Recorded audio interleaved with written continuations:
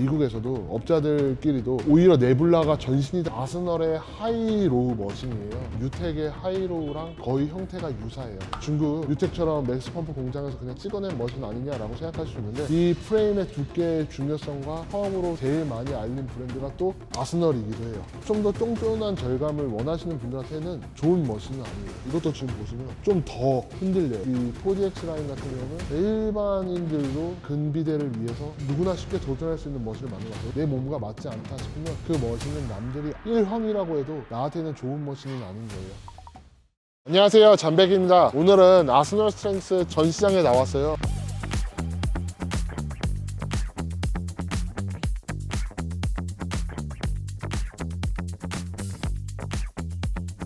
여기가 지금 오픈한 지 얼마 안 됐는데 너무 감사하게도 대표님께서 촬영 요청을 드렸는데 바로 협조해 주셔서 촬영할 수 있게 되었고요. 이제 아스널 스트렝스가 제가 생각했던 것보다 훨씬 더 많이 바뀐 부분이 있더라고요. 그래서 안에서 머신 사용해 보면서 아스널 스트렝스의 역사나 어떤 걸 지향하는지, 어떤 머신들을 썼을 때 알고 썼으면 좋겠는지를 자세하게 설명해 드리도록 하겠습니다. 그러면 전시장 안으로 들어가 보겠습니다. 들어가기 전에 좋아요, 구독, 알람 설정까지 부탁드립니다.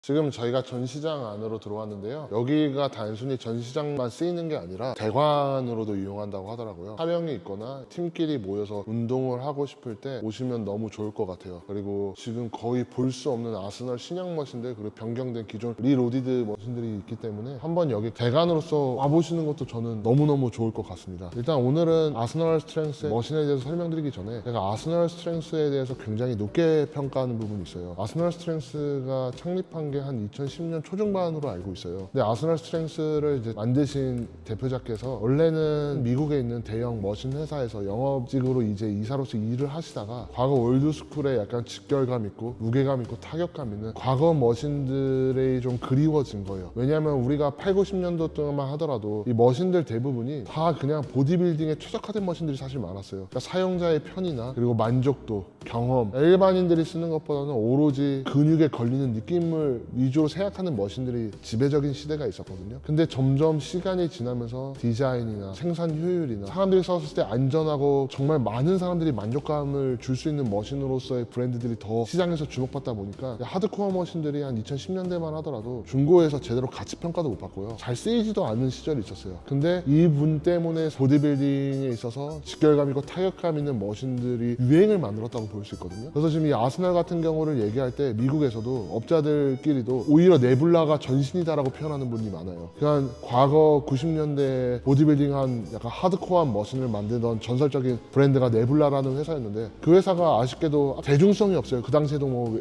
그런 하드코어한 머신을 찾는 사람들이 헬스장을 운영하시는 분들 중에 그렇게 많지가 않았어요. 그래서 네블라도 결국 어떻게 보면 망했고, 근데 그 이후에 네블라는 로그라는 회사에 이제 인수가 되지만 로그는 네블라의 정체성을 잊지 않았기 때문에 아스널이 네블라의 정체성을 그대로 이어갔거든요. 근데 이게 단순히 아스널에서 이거를 그냥 모방하거나 카피한 게 아니라 네블라가 몸 담았던 그 디자인을 했던 그런 회사들과 어떻게 보면 협업을 하면서 이 라인을 그대로 다시 재생산해낸 거예요. 그래서 지금 네블라라는 브랜드를 떠올렸을 때 아시는 분들 같은 경우는 로니 콜먼이 뭐 1톤 이상의 레그 프레스를 한 그 브랜드로 각인되어 있으신 분들도 있지만, 오히려 더 네블라라는 브랜드를 알린 거는 아스널이라고 생각합니다. 그래서 아스널이 좀 무게감 있고 직결감 있고 좀 하드코어한 머신을 만들어준 거에 있어서, 유행을 시켜준 거에 있어서 되게 고마운 마음이 있어요. 그래서 그런 머신들이 좀 재평가 받았으면 좋겠어서 저희 잠백이 카페 커뮤니티에 계속해서 그런 머신 글들을 발행하려고 노력해 왔었거든요. 이 아스널의 그런 부분을 저는 굉장히 높게 평가합니다. 너무 많이 아스널이 바뀌었어요. 아예 새로운 라인도 나왔고, 기존의 네블라의 정체성을 그대로 있던 리도디드 라인도 훨씬 더 많이 개선되었어요. 지금 보이는 거는 아스널 4DX 라인의 체스트 프레스인데, 이번에 새로 출시된 라인들 보면 전부 다 유사한 형태예요. 그러니까 기존의 아스널도 그 라인별로 정체성이 있거든요. 설계 같은 경우는 어느 누구나 쉽게 카피해서 그대로 따라할 수 있겠지만, 이 본인의 브랜드의 정체성을 그대로 유지하면서 그 라인별로 타겟에 맞는 설계를 하는 게 저는 사실 굉장히 어렵다고 생각해요. 근데 기존 아스날 같은 리로리드 라인은 네블라를 그대로 계승해서 조금 더 개선해서 단일함 레버 구조로 이제 오로지 좀 묵직하게 단순하게 질량으로 승부를 본다고 하면 이 포지 X 같은 경우는 다중절을 썼었어요. 그러니까 기존의 리로디드와 다르게 지금 모든 머신들 보면 포지 X 라인 새로 들어온 것도 보면 거의 대부분 호바링크 케이지, 그러니까 링크가 절이 추가된 형태의 머신을 쓴다고 보시면 돼요. 그래서 기존의 리로디드 라인보다 조금 더 날렵하거나 조금 더 민첩한 감은 떨어지겠지만 훨씬 더 쫀쫀한 느낌은 사실 이게 더 좋을 수는 있어요. 일단 제가 처음으로 소개하고 싶은 머신은 아스널의 하이로우 머신이에요. 지금 보면 유텍의 하이로우랑 거의 형태가 유사해요. 근데 이게 왜 유사하냐면 기존의 유텍을 만들었던 공장이 있어요. 엑스펌프를 브랜드를 생산하는 공장인데 굉장히 머신 잘 만드는 회사인데 원래 거기서 유텍이 다 설계를 했고 머신을 만들었지만 지금은 이제 유텍은 거기에서 나왔고 그 백스펌프 공장에서 같이 설계해서 만든 머신이에요. 그래서 지금 아스널에서 새로 나온 포지 X 같은 경우는 맥스펌프에 있는 설계자와 아스널의 대표 이제 설계자가 같이 소통하면서 만든 머신이라고 보시면 돼요. 그래서 많은 분들이 생각하셨을 때 이것도 그러면 중국 유텍처럼 맥스펌프 공장에서 그냥 찍어낸 머신 아니냐라고 생각할 수 있는데 제가 알기로 전부 다 미국 아스널 공장에서 생산해요. 그래서 형태는 좀 유사한 것 같은데 제가 봤을 때 차이점은 프레임 이 디자인이 달라요. 약간 유텍 같은 경우는 선형의 곡선이라고 하면 아스널은 자기 브랜드 정체성에 맞게 각지게 만들었고 이 피벗 메인 회전축의 위치도 높낮이도 정확하지는 않은데 조금 다른 것 같아요. 이 회전축 위치에 따라서 궤적이 굉장히 많이 바뀌거든요. 그리고 그 외에 다른 부분 같은 경우도 만져보면 기존 유텍 하이로우보다 프레임을 조금 더 무겁게 만든 느낌이 좀 있는 것 같아요. 근데 이 머신 같은 경우는 내려올 때는 일자로 내려오는데 몸으로 결국은 이게 좀 파고들기 좋게 암에 틀어놨거든요.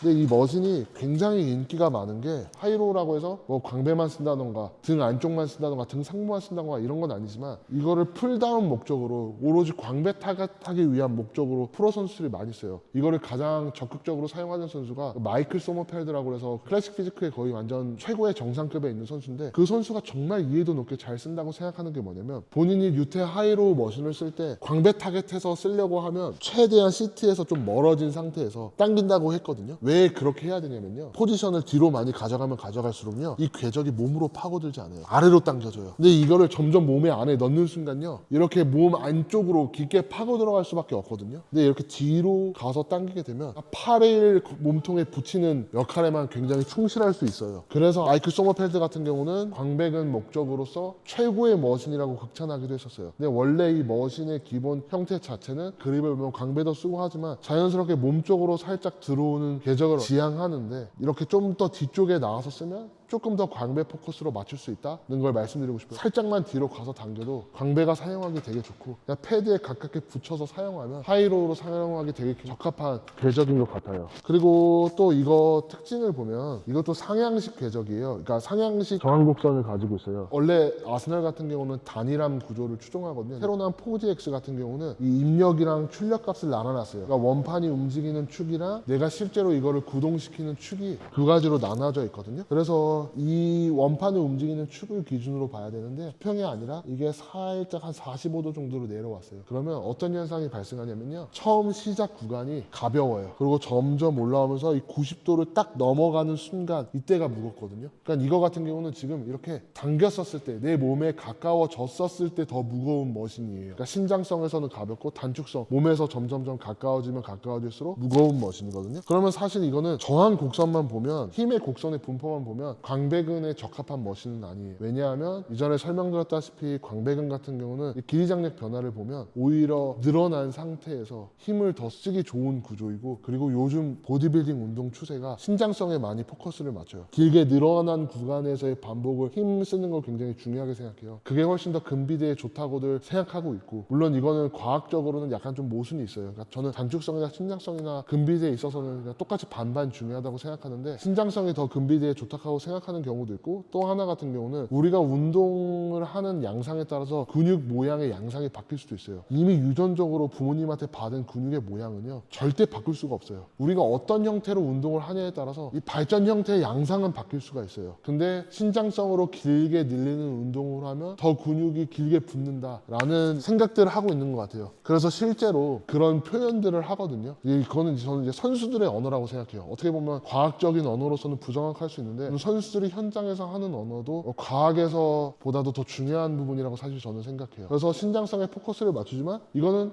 단축성에 포커스가 맞춰져 있어요. 아까 얘기했다시피 이거는 광배근만 할 수 있는 머신은 아니에요. 우리 등 근육에 광배근도 있고 대형근도 있고 능형근도 있고 승모근도 있고 많은 부위들이 있잖아요. 이렇게 당기면 당길수록 무거워지는 형태를 하게 되면 오히려 등 상부 견갑을 좀 써야 되거나 관절은 오히려 한 90도가 되었을 때 더 큰 힘을 낼 수가 있어요. 그리고 또 저번에 말씀하셨다시피 가속도 문제가 있어요. 처음에는 관성이 있잖아요. 이게 정지해 있는 상태를 처음에 움직이는 게 가장 힘들어요. 근데 점점 당기면 가속도라는 게 붙거든요. 이게 이 동작이 자연스럽게 붙으면서 관절도 더 힘을 쓰기 좋은 구간에 접어들어요. 그래서 저는 이 머신을 써봤을 때 느낀 점이 그러니까 상향식이 맞기는 한데 그냥 저항곡선이 굉장히 높낮이가 크지 않다라고 느꼈던 것 같아요. 또 그 크지 않은 것 중에 하나가 단일 피벗 구조가 아니라 이런 사절 구조를 썼기 때문에 힘 곡선이 좀 더 정교하게 프로그래밍 돼 있는 것 같아요. 근데 아스널이 좀 많이 바뀐 게 뭐냐면 기존 아스널 같은 경우는 이런 다중 링크 방식의 사절 구조 같은 경우를 지향하지 않아요. 왜냐하면 이렇게 여러 암을 넣게 되면 날렵함이 사라져요. 그리고 무게가 분산되기 때문에 기존의 아스널 리로디드와 다르게 좀 더 포괄적으로 많은 수요층을 타겟하려는 목적이 있는 것 같아요. 기존 아스널 같은 경우는 안에 두꺼운 샤프트 넣고 산후형 볼베어링 하우징을 이렇게 닫아놓는 스타일이었다면 지금 이거 같은 경우는 U자형, 이거 클레비스 형태라고 하거든요. 그러니까 지금 여기 있는 똑같은 풀다운 어떻게 보면 하이로우 머신인데 구조가 달라요. 이거 같은 경우는 주물 형태 우둘투둘 하잖아요. 굉장히 원래 아스널이 베어링을 굉장히 좋은 거 사용하거든요. 이 베어링에 샤프트가 이렇게 물려 있는 거예요. 그래서 이게 마찰 저항이 최대한 없게, 저항계수 없게 이 무게를 그대로 최대한 날렵하게 전달하는 거에 포커스를 맞추거든요. 그렇기 때문에 여기에만 모든 무게가 다 실리기 때문에 굉장히 강성 높은 이런 베어링 하우징이나 샤프트가 필요해요.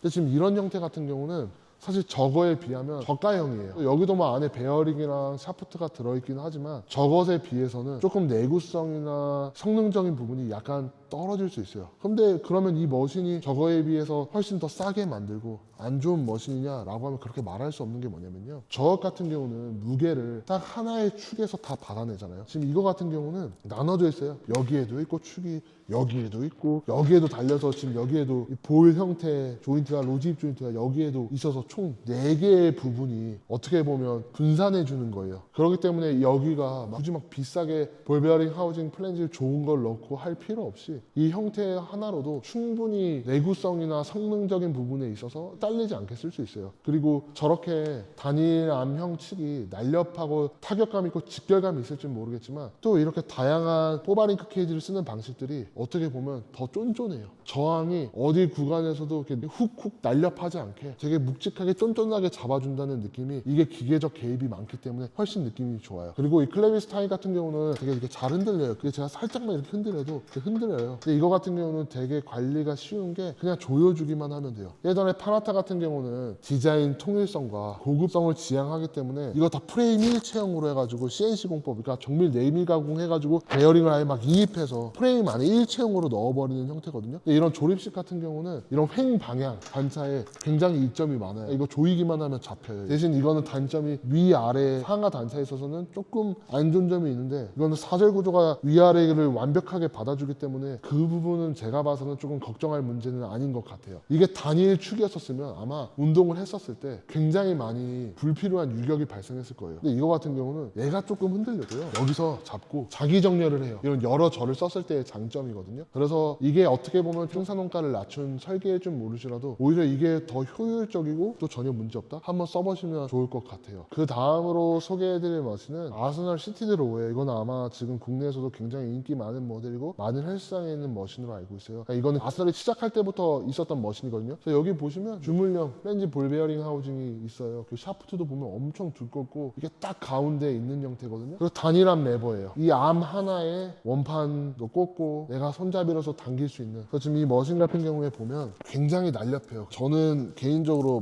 사절 구조도 좋고 뭐 그 이상의 뭐 식스바 케이지나 링크 케이지 이런 거 다 좋아하는데 저는 개인적으로 단일암 레버 구조가 전 더 좋은 것 같아요. 애초부터 이 당시 하드코어를 지향하면서 만들었던 삼슨이나 이 네뷸라, 아스날 같은 애들은 애초부터 타겟이요 강한 자들을 위한 머신이에요. 나약한 자들은 쓰지 말라는 머신들이거든요. 좀 하드코어하게 운동 무게감 있고 날렵한 걸 좋아하시는 분들 같은 경우는 이 머신이 굉장히 적합할 수 있어요. 근데 일반인이거나 내가 좀 더 속도를 통제하는 운동을 지향한다거나 좀 더 쫀쫀한 절감을 원하시는 분들한테는 이 니 로디드 아스널 머신은 좋은 머신은 아니에요. 요즘은 되게 티어 리스트를 되게 중요하게 생각하고, 티어는 내가 어떤 걸 지향하느냐에 따라 그 상황에 따라 그냥 다른 거예요. 그렇기 때문에 누가 이 아스널 시티드로우가 좋다고 그래서 나한테도 무조건 좋다 이렇게 보시면 안 돼요. 이제 뒤에 보시면 새로운 저 리로디드 말고 포지엑스 라인으로 나온 새로운 시티드로우가 있어요. 근데 이 머신 보시면 아시겠지만 아까 저거 같은 굉장히 단순한 단일 레버암 구조인데 이것도 포바링크 케이지 구조예요. 지금 회전축이 여기도 들어가 있고 여기도 있고 이렇게 복잡하게 만들었거든요. 그렇기 때문에 이게 기계적 손실이 발생할 수밖에 없어요. 그래서 이거는 쓰다 보면 날렵한 느낌은 확실히 없어요. 거기다 이건 레일까지 더해졌기 때문에 더 민첩한 머신은 아니거든요.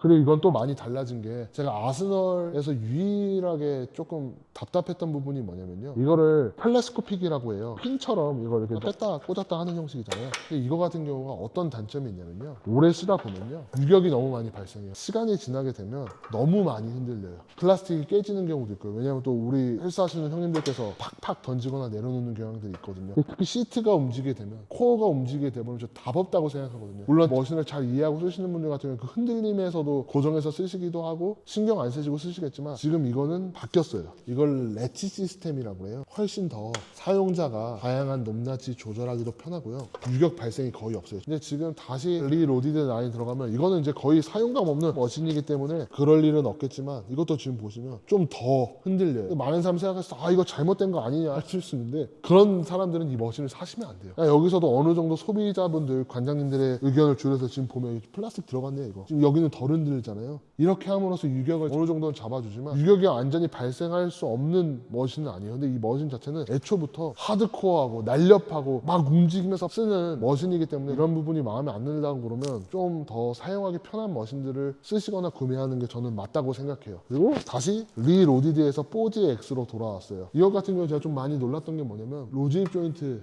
스페니컬 베어링, 볼 베어링을 이렇게 쓰잖아요. 예전에 제가 파나타에도 설명드렸지만 이게 생각보다 되게 중요해요. 왜냐면 오래 이거를 사용하다 보면 찝힘 현상이 발생하기도 하고 굉장히 불쾌한 질감이 생겨요. 근데 저번에 말씀드렸다시피 이게 황동 형태로 되어 있기 때문에 자가 윤활 특성이 있어서 굉장히 부드럽게 잘 움직이고, 제가 여태까지 본 것 중에 가장 커요. 이거는 뭐 중상부도 타겟할 수 있고 쓰기 나름이겠지만, 광배근 타겟에 맞춰서 지금 제 시트를 맞췄어요. 이 각도, 이 움직임의 방향을 보면요, 레일이 위에서 아래로 흘러요. 당기는 도작 자체가 위에서 아래로 가는 동작이라는 거예요. 나도 모르게 이렇게 승모를 쓴다던가 어깨가 나도 모르게 들썩이게 되고 고정되지 않는 경우가 있어요. 근데 자연스럽게 아래로 내려가는 궤적이 되면요, 광배근을 쓰기 굉장히 좋아요. 특히 로잉에 있어서는 위아래로 가는 궤적이 자꾸 다른 부위가 쓰시는 분들이 광배를 쓰기 되게 좋게끔 통제하는 궤적이라고 생각하거든요. 지금 써보면 소리가 들려요. 베어링이 들어갔는데 손 조금만 더 들이면 무소음 베어링이라는 게 있어요. 소음이 안 나게 할 수 있어요. 지금 아스널이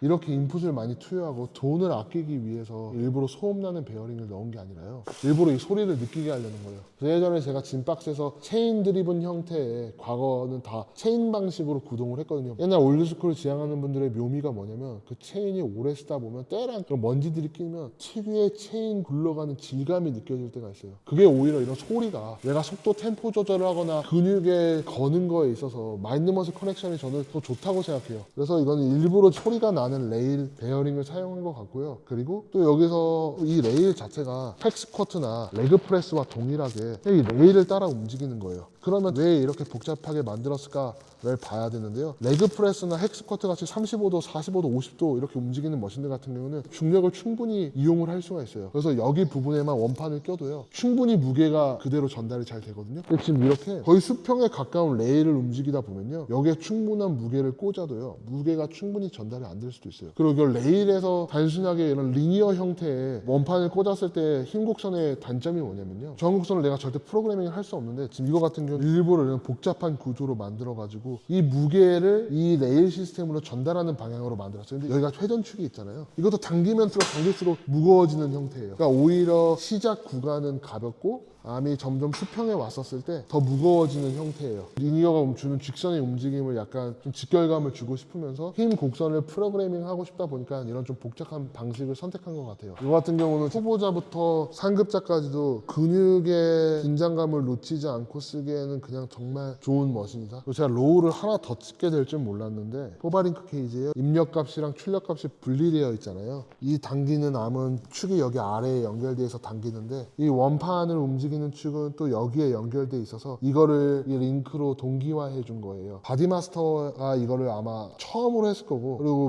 도 이런 형태로 구동하는 시티드 로고가 있거든요. 두 개 다 굉장히 유명해요. 근데 바디마스터의 단점이 뭐냐면 이 무게가 좀 어디서 뜨는 경향이 있어요. 바디마스터 그 자체도 이런 레버 형태를 쓰지만 워낙 그냥 무게중심적인 머신을 만들기 때문에 그런 것 같은데, 이거 같은 경우는 무게가 전혀 뜨는 구간이 없다고 느껴져요. 그래서 이거는 광배근에 사용하기도 좋겠지만 이 그립이 자유도를 줘서 뭐 등 상부 쓰기에도 전혀 나쁜 건 없는 것 같아요. 제가 이 머신은 이미 해머스트렝스에서 자세하게 소개해드렸지만 한 번 더 잠깐 다루고 가려는 이유가 뭐냐면요, 조절 옵션이 너무 좋아요. 뒤에 등받이 패드도 이 고관절을 접는 각도도 조절할 수 있어요. 이 고관절이 어느 정도 접해 있느냐에 따라서 타겟 부위 대퇴사두근의 긴장감이 완전히 달라지거든요. 거기다가 이 발판 각도도 조절할 수 있고요. 제가 가장 좀 신기한 건 뭐냐면 함봉이 굉장히 두껍네요. 보통 이렇게 좀 두꺼운 샤프트는 롤러에서 쓰거든요. 보통은 스쿼트 할 때 발목 가동성이 되게 중요하다고요. 발목이 안 나오시면 발목이 뜨고 동작이 애초부터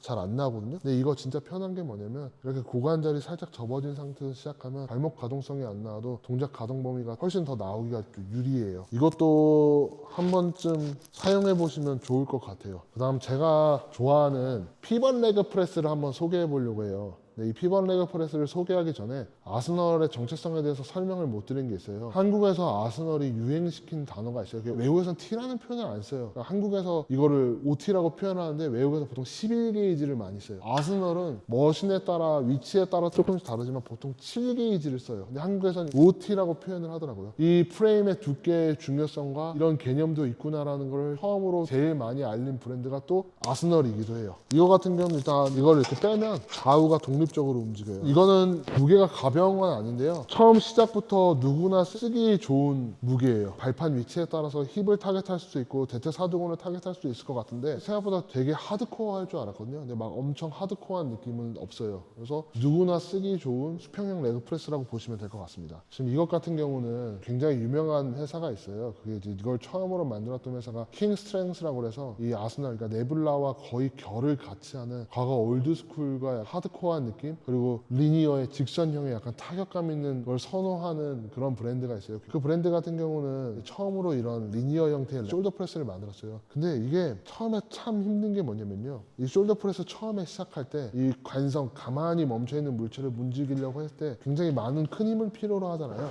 그때 어깨 부상도 많이 당할 수도 있고 어깨가 되게 불편하다고 느끼시는 분들이 많으실 수도 있어요. 근데 지금 이 머신 같은 경우는 엄청 쉽게 해놨어요. 이 부분이 약간 가볍게 느껴지도록 했거든요. 이걸 위해서 아예 이 판을 새로 넣은 거예요. 지금 보면 이게 카운트웨이트 역할을 해주는 게 있는 거예요. 뒤에 핀로디드 방식으로 무게를 조절하는 건가? 라고 보실 수 있지만 아니에요. 이거 플레이트 로디드 방식이고요. 이게 오직 카운트웨이트 역할, 그러니까 이 처음에서 무게를 가볍게 살짝 띄워주기 위한 역할을 하기 위해서 달려있는 거라고 보시면 돼요. 지금 보면 추가 있잖아요. 여기서 이렇게 처음에 도와주는 역할을 하는 거예요. 그래서 원래 아스널 리로디드 라인이었으면 이런 거 신경 안 쓰고 오로지 플레이트 로디드 형태로만 만들었을 것 같은데, 아까 말씀하신 포지 X 같은 경우는 좀 더 범용성을 많은 소비자들을 타겟하고 싶은, 과거 리로디드가 오로지 7게이지 OT에 직결감 있고 단일 레버함의 날렵함만 추구했다고 한다면 이 포지 X 라인 같은 경우는 좀 더 많은 사람을 더 아우르려고 했던 것 같아요. 그래서 보디빌더도 쓰기 좋고 파워리프터도 쓸 수 있지만 일반인들도 보디빌딩 목적, 내가 근비대를 위해서 누구나 쉽게 도전할 수 있는 머신을 만든 것 같아요. 그리고 이거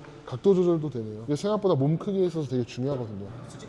수직이 되는데 문제가 있는 게 뭐냐면 어차피 이 가이드로드 자체가 뒤로 살짝 누워있는 방향이기 때문에 사실상 이렇게 맞추는 게 지금 수직인 거예요. 이거를 수직으로 앉아서 하려고 그러면 생각보다 포지션이 불편하거든요. 근데 살짝 뒤로 5도, 10도, 15도만 이렇게 눕혀도요, 무게 압력 분포가 분산되기 때문에 훨씬 사용하는 게 편하게 느껴져요. 그래서 요즘 이런 다시 리니어 형태, 직선적인 움직임, 좀 타격감 있는 움직임을 추종하면서도 또 일반인 분들도 어느 정도는 사용하실 수 있게 카운터웨이터나 스프링이 장착된 모델이 있다. 그리고 여기에도 매치 시스템이 들어가 있네요. 근데 이게 훨씬 조절도 편하고 유격이 없지만 우리 리 로디드 라인에서는 아직도 텔레스코픽을 선호하는 이유는 뭐 이거 쓴다고 해서 이게 견고하지 않거나 내구성이 떨어지는 건 아닌데, 저거는 절대 내가 운동하는 도중에 시트가 움직일 일이 없다는 게 좀 더 확정적이다 라고 보시면 될 것 같아요. 이것도 제가 봐서는 신형 같거든요. 그러니까 기존과 크게 달라진 거는 거의 없다고 생각하는데, 보니까 캠 모양이나 카운터웨이트 역할이 좀 달라진 것 같거든요. 예전에 썼던 것 같은 경우는 우리가 보통 이게 측면 삼각근을 위해서 훈련하면 이 이상 들어오지 말라고 하잖아요. 그 이후부터는 측면 삼각근의 역할은 점점 떨어지고 승모근의 역할이 점점 증가하기 때문인데, 지금 보시면 이게 90도가 됐었을 때 이 카운터웨이트가 딱 수평인 형태를 이뤄요. 가볍게 만드는 거예요. 근데 여기서 또 좀 달라지는 게 뭐냐면요,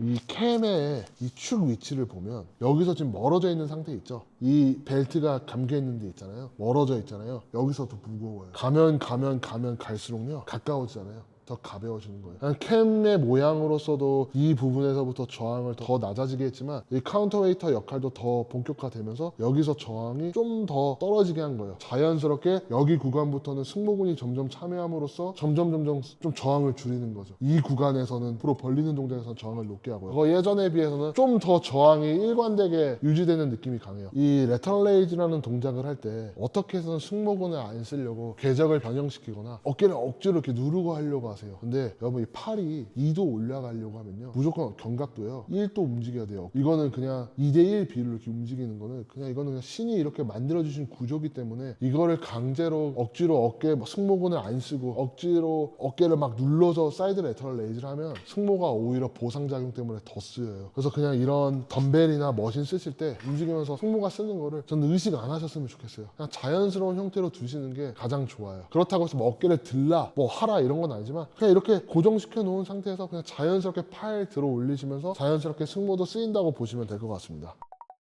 이렇게 아스널 스트렝스에 대해서 알아보고 이제 새로운 머신들 나온 거에 대해서 소개해드렸는데요. 궁금하신 점 있으시면 댓글 남겨주시면 되고, 제가 말한 게 진리와 정답은 아니에요. 제가 머신 영상 찍으면서 보면서 잠베이 카페에 매일 하루도 빠짐없이 머신글들을 스태프님들한테 공유드리고 쓰고 있음에도 불구하고 잘못 설명하는 부분도 생각보다 엄청 많았고, 제가 생각하는 방향이나 관점이 다를 수가 있어요. 그래서 저는 꼭 머신이라는 걸 선택하는 거에 있어서 이 브랜드가 지향하는 거를 좀 보시는 게 좋을 것 같아요. 이 머신과 이 브랜드가 내가 지향하는 거와 좀 다르다, 내 몸과 맞지 않다 싶으면 그 머신은 남들이 1황이라고 해도 나한테는 좋은 머신은 아닌 거예요. 그래서 오늘 이렇게 아스널 스트렝스를 찍어봤고요. 그리고 이 편은 맥스 펌프입니다.